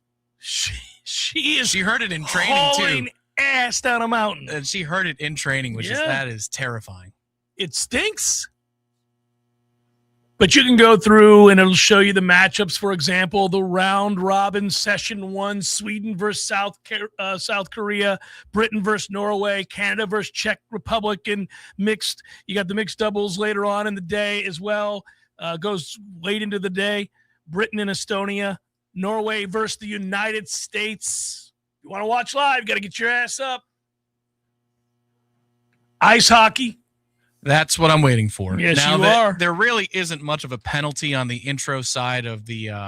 Do you watch the women's hockey? Yeah, I do. I do USA too. Canada specifically, because that's a blood sport Yeah, there. They hate each other, and it's awesome. You know what? I won't watch a single second of, and never have, and hate it. It bothers me. Figure skating sucks. It's ridiculous and arbitrary. Hate it. Judges, get the hell up out of here. I want to discern. This is what you got to do. There's a time. Here's what you do. This little flip counts for 7 points. This lands at 6. Not this. I liked her. What are we even doing out here? It's ridiculous. She went with the floral dress, Jeff. Yeah, and that's worth an extra point, Can't too. do it. Won't watch the ice dance. Won't watch the pair skating. Won't watch the single skating, short program, long program. None of it. None of it. But the hockey, the curling, downhill, obviously alpine skiing is, not watchable. Most people aren't going to sit there and just, oh, there he goes. He's moving forward very slowly. Is that the cross-country skiing? Cross great distance. What about the one where they ski and they have the rifle? That one's cool. Not to watch. Oh, you don't like that one? It's like They get to the targets. They're like snow. They're like target. snow troopers. You watch 5 minutes of it, you're done. Freestyle skiing, I'll watch. Obviously, we said hockey. I'll watch the luge. Love the luge because you could die. Anything in which you could die, I'm watching. Have you seen the photos of the depth of those turns? It's crazy. I mean, they're almost perpendicular to the ground. Love ski jumping as well. Always have. That's because the Wide World of Sports always had that intro where the guy. But isn't that also judge based? No, ski jumping, or is that distance? Oh, for distance. Yeah, man, you're just going off a big ramp, flying through the air. You land wrong, that's your ass. It's good stuff, and they're hauling ass down that hill. I like that. I'll watch the ski jumping. I've even come around on some of the snowboarding, not all. Not an X Games guy, but I can watch some of the snowboarding. I do love the luge. I love the speed skating. Was always my favorite. Going way back. The short track or the long track? Love them both. Yeah, love agree. them both. It's mesmerizing. I remember Eric Heiden, Dan Jansen, Paul Ono, all those guys. I loved it. The long track suits look like Tron suits. The short track is cool too because of the danger of it and the turns they have to make, but they wear the proper helmets. Yes. Just the long track suits looked like. Yeah, and they're always like bumping up against each other. Like somebody's going to take out somebody's ski. Apollo Anton had a dust up or two that I think was ruled in his favor that I wasn't sure about way back when, but it was good for us. Speed skating, alpine skiing, I watch. You're thinking of the cross country skiing and the biathlon. The biathlon, I got no time. No? No time. Okay. Curling, though, rock solid. Did I mention? Yeah, the skeleton. You mentioned that? That's the head first luge. Oh, that's good stuff, too. Yeah. Did I mention the bobsled? I didn't mention the bobsled. You said luge twice. I think in your head you thought bobsled was one of them. Must have, yeah. Freestyle skiing I can watch because they do the flippity-doos.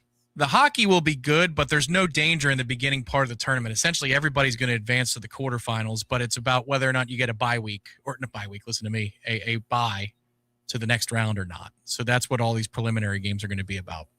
Is it the Nordic combined where they do the hill jump and they're racing each other and they're all flying in the air at the same time? That sounds awesome. It's like a race on skis where I can bump you up in the. We're flying over hills and stuff. Yes, that's badass. Nordic combined. I'll keep an eye out for that. I think that's what that is. All I know is the Nordic track from when I was a kid. All those. Right there, you go. Yeah, the treadmill commercials. The speed skating isn't till like February. The long speed skating isn't until like February 12th. But you can go. My whole point of bringing any of that up was that they have an hour by hour, day by day listing of every event. Short track speed skating, the long form speed skating, the jumping and the deluge and all of it. The skeleton, as somebody brought up, doesn't happen until, I'm looking it up right now, February 13th. That's on a Friday, gang. We can all drink a cold one and watch some guys go down face first on their luge. It's going to be the weekend stuff outside of the hockey for me, because if it's early in the day, it's going to be hard to wake up early and feel urgency for anything other than the hockey. So then you're watching at night and hoping that it hasn't been spoiled for you at that point. That's going to be the toughie. That's one of the heavy lifts of watching the Olympics. It's a sporting event that I can't even say the name of without laughing. I'm not going to do it. I'll get myself in trouble. Oh, I'll tell you about it during the break. Okay. It's a hell of a name. I don't think I would have named it this. It's something like, really? Something about a ski pole? No, I'm not, I can't even reference it. It's a women's event, too. I don't understand. Huh. Like, well, what are we doing here? Really? Yeah. Well, wonder if the chat will guess it. I think it's the way it's referenced. The event itself there's no, you wouldn't go, hey now, when I said this, but then what it's shortened to and referenced on the actual page telling you when it's performed, you're like, I would not have shortened that. I would not have done that. That's the cook and clean. Well, we're looking at the biathlon, also known as sandwich making. We're not. No, strange that they do that. The men's division isn't called that at all. This is terrible. Yeah, no. Ski jumping. God, these go on for a long time. Did you know that in the speed skating they have a men's team pursuit? Team pursuit? What is that, like a relay race? I'm thinking so. That sounds like relay, yeah. February the 16th. Sounds interesting to me. Anything that you can go to a local bar and wager on. The bar's got to open a little early. Everything you can wager on now. I remember years ago for one of the Olympic finals, or maybe it was the semis, Corner Pocket opened early for me, Bill, and one other person who really wanted to watch USA-Russia. Mm-hmm. And I don't know if you recall this. This was the shootout that went however many rounds, and TJ Oshie scored 1,000,000 goals. I think that might be the last time we were in the Olympics for hockey, because it's been shut out for so many years. But you're going to have to find your neighborhood bar to open up early for some of these events. Nobody's going to have a hard time with that, buddy. Sitting down to watch the speed skating or any of the jumping or any of that. Yeah, buddy. As long as we're not sitting around watching figure skating, sorry ass, we're good to go. It's Jeff Cameron Show 93.3 Real Talk Radio, Warchant TV.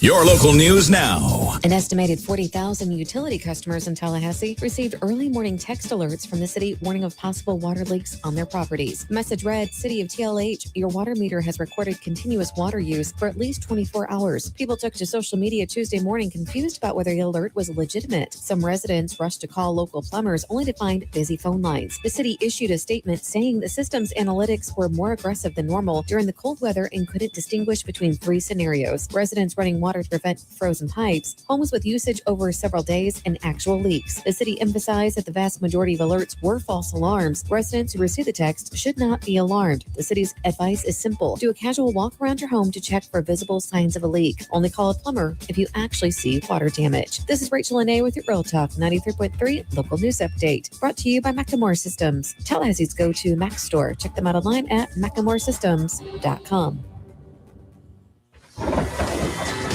This is meteorologist Paul Trombley with your Real Talk 93.3 weather update. Rain showers likely this afternoon. Otherwise, cloudy skies expected. Daytime highs approaching 64. Winds out of the south, 8 to 15 miles per hour. Cloudy tonight. Rain showers likely 39. Sunshine mixed with clouds at times. Tomorrow, high temperatures reach up to 53. This report is brought to you by the Lawn Johns. For all your landscaping and lawn care needs, visit thelawnjohns.com.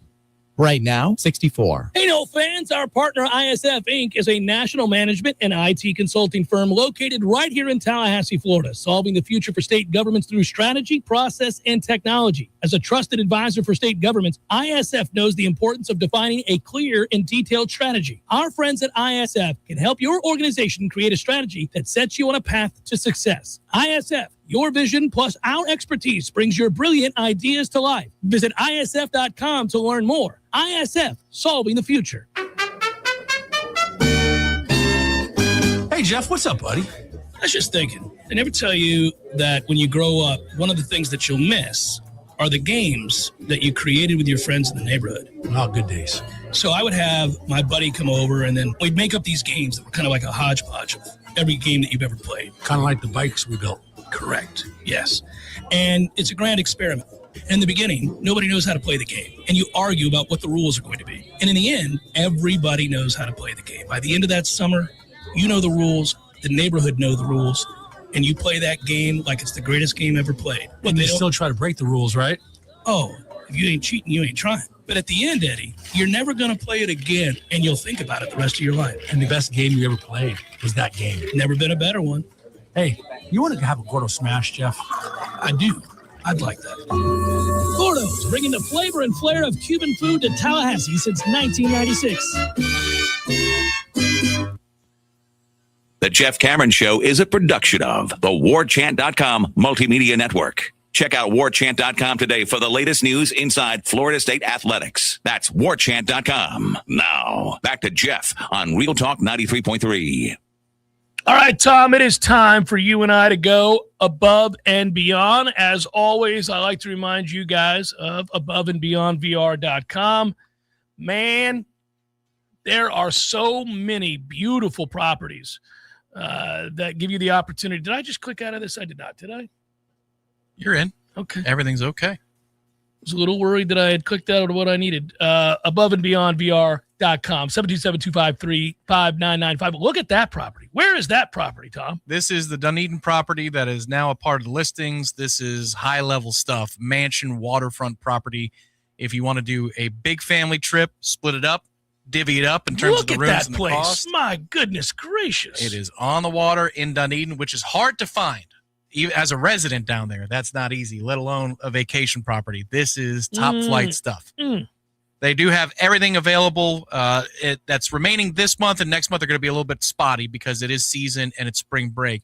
But check out all their listings as you get farther into March and then certainly April and May. Plenty of dates available on the water, in Clearwater. If you want Dunedin, that's a little bit more close to Main Street, you can do that as well if you want to go down for a spring training game.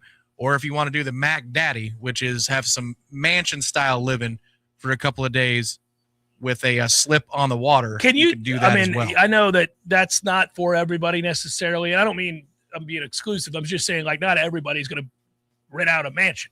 Correct. Yes. But they're adding it to the offerings. They're adding. Okay. And so same thing. If you type the code JCS, you get a little off there for that mansion. Which would be considerable. Yeah, this is a price point, a big one, but it's a good one. If you want to break it up, 4 bedrooms, it is a sprawling location. Very, very 20-year anniversary is right around the corner for me and my wife. Oh, there you go. I could, I don't know. That might be the one, right? That could be the one. Look at that place.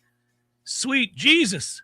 Yeah, there you go. With the fire pit and the pool and the jacuzzi. You guys driving around and missing this, go back and check it out on the YouTube feed. It is something. Or go to aboveandbeyondvr.com. See what I did there? Go to aboveandbeyondvr.com. Give them a call today, 727-253-5995. I've got the answer. And don't fear TPE and all the rest. I already knew this. Well, I didn't already know to the extent. I had heard the name and thought, what gives here? And then you guys started talking about it. Today, it is an above and beyond by far and away. This is. I'll name mine in a second. You hit the sounder, name yours. Mine is going to dwarf whoever yours is. This is going to be crazy. Above and beyond. Above and beyond. Above and beyond. Above and beyond. All right. I got something that's a 30-year in sports history event. You might have something that's far better than that. But we go to our own Tampa Bay Lightning. Boom. Our own superstar forward, Nikita Kucherov. Yes, who continues to compile numbers. He banked 4 points last night in the overtime win over the Buffalo Sabres. He banked 4 points in the thrilling win in the Stadium Series. He now has 48 points in his last 20 games, which is the most in a 20-game span in the NHL since the 1995-1996 season. I'm assuming that was either Mario Lemieux or Jaromir Jagr because those guys were owning the sport those days. But you've got a 30-year event going on in Tampa in terms of productivity. The Tampa Bay Lightning's top winger is above and beyond right now the hottest player and the most productive player in the NHL. That is a multitude of 4-point nights for Kucherov.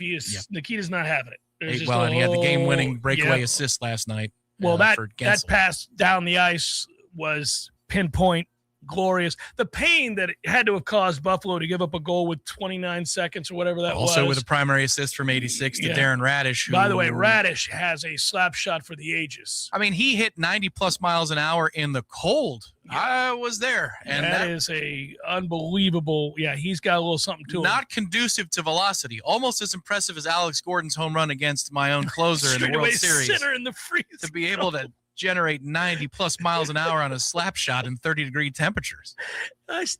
You guys don't know why it warms my heart because Tom handled it so well.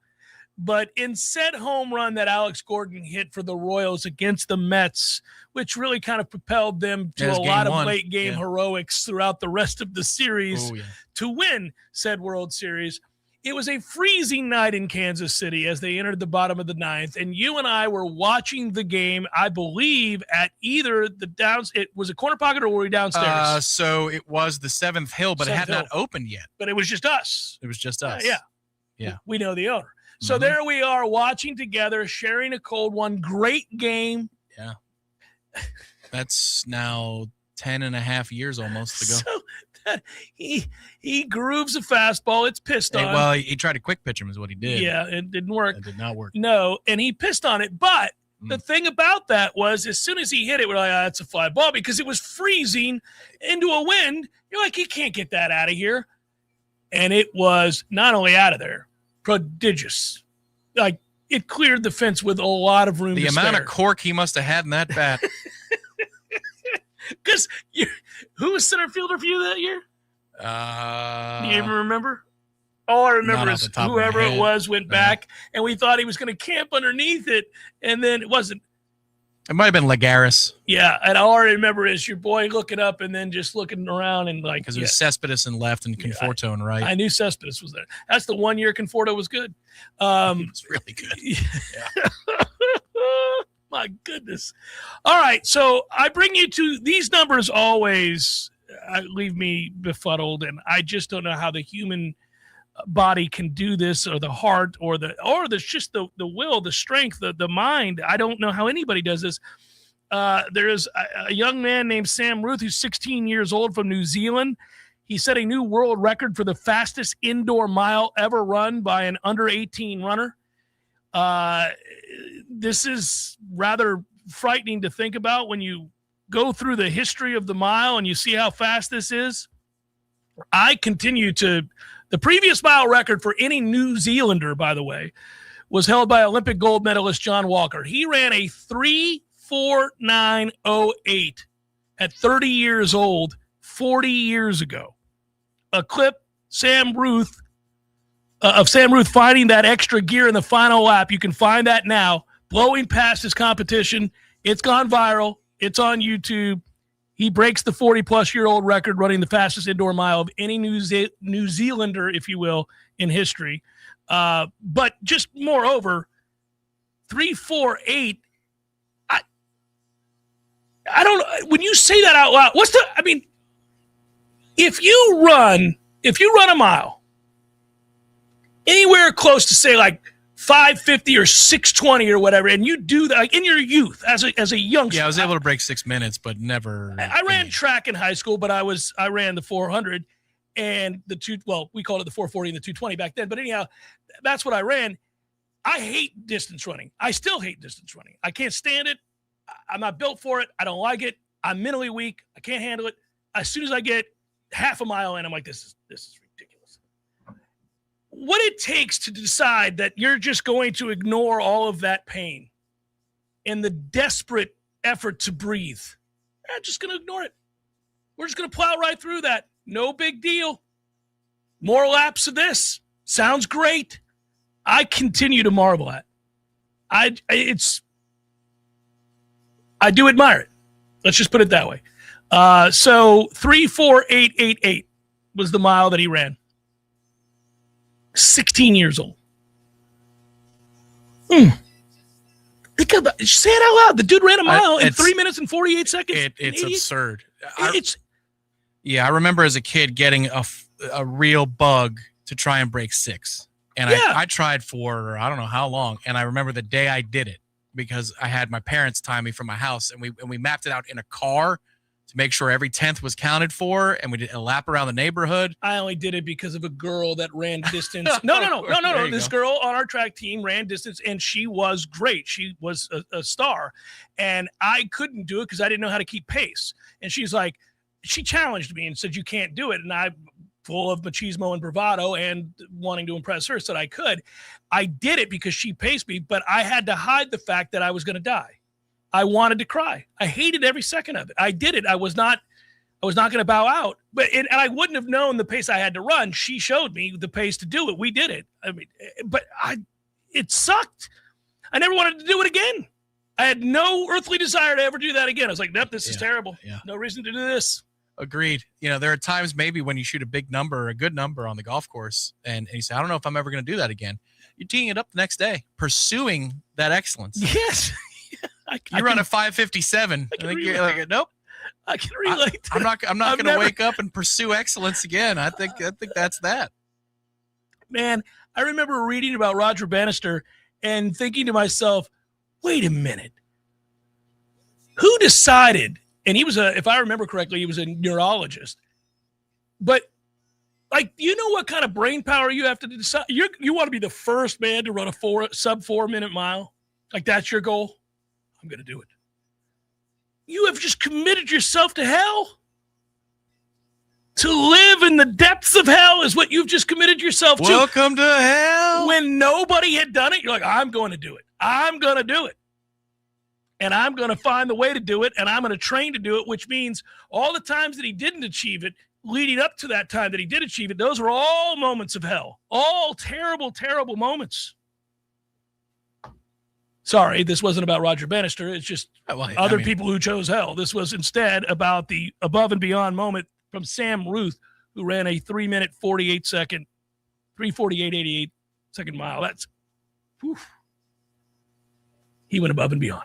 Yes, he did. Above and beyond VR.com. That stinks. That was a 40-year event. Mm-hmm. You can find it. Go find it on week YouTube. I pick a 30-year event. You've got a 40-year event. That's frustrating. You went above her and beyond her. Well, and again, we both admire the hell out of the toughness and the skill and the work ethic and all the things it takes to be an NHL hockey player. But there's something a little less impressive about being a prolific goal scorer or points man in hockey than it is, to me, the mental anguish of surpassing a world record of sub 350 at 16 years old. I suppose. Maybe the kid just wasn't picked for sports growing up and wanted to get in his own He wanted head. to be good at exercising? Yeah. Yeah. They didn't want him on the pond. They didn't want him skating on the pond. So he's like, I'm going to do my own thing. I'm just going to get run really miles good at exercising. under 4 minutes. Well, okay, you do that. We're playing pickup over here. So We're playing a sport. You're just running. It's fast. Don't get me wrong. You were running very fast. Anyhow, let's incorporate that into something useful. Yeah, man, it's tough to imagine. And I do have great admiration for it. And it sucks because if you're that, well, I can't pretend to understand that. Like some things you are very relatable. When you watch somebody, like even if you can't do it, when you watch somebody hit a baseball, like, oh, I can't hit a baseball 470 feet, 460 feet. That's, so-and-so swing and torque and everything else. But you can relate to hitting a baseball well. Yeah, I've hit 2 over a fence in my life. Yeah, One was unbelievable. Yeah. You can relate to hitting, squaring up a baseball. Absolutely. You can relate to any number of things in any number of other sports. Very few. And this is where I do, again, admire the mental toughness as well as the physical prowess. I can't relate to somebody running a sub 4-minute mile. It doesn't compute. Like, have you ever seen, they have these things.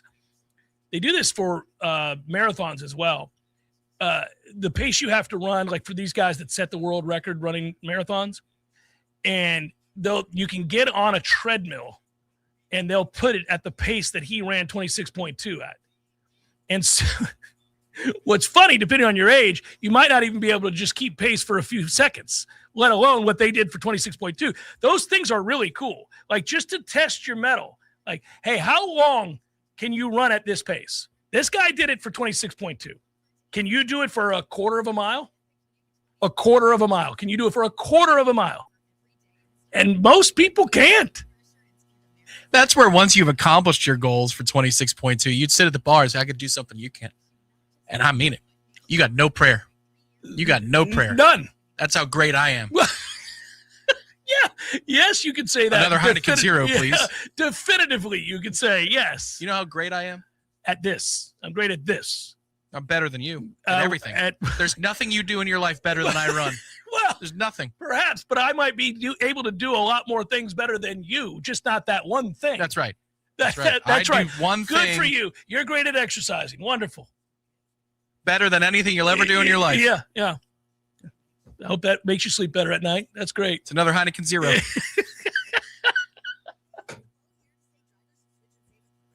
I just don't. Try that thing that I'm talking about. Like, go to an event and try to run, or put it on your own treadmill or whatever. Like, go look at the record from whoever won the New York Marathon last year or the Boston Marathon, whoever, and look what that pace is, and then go try to run it. And just for like a quarter of a mile, you're going to be flummoxed. You're going to go, what in the world? This is a dead sprint. This son of a bitch was running a dead sprint. Final hour forthcoming. Stay with. Water is your home's worst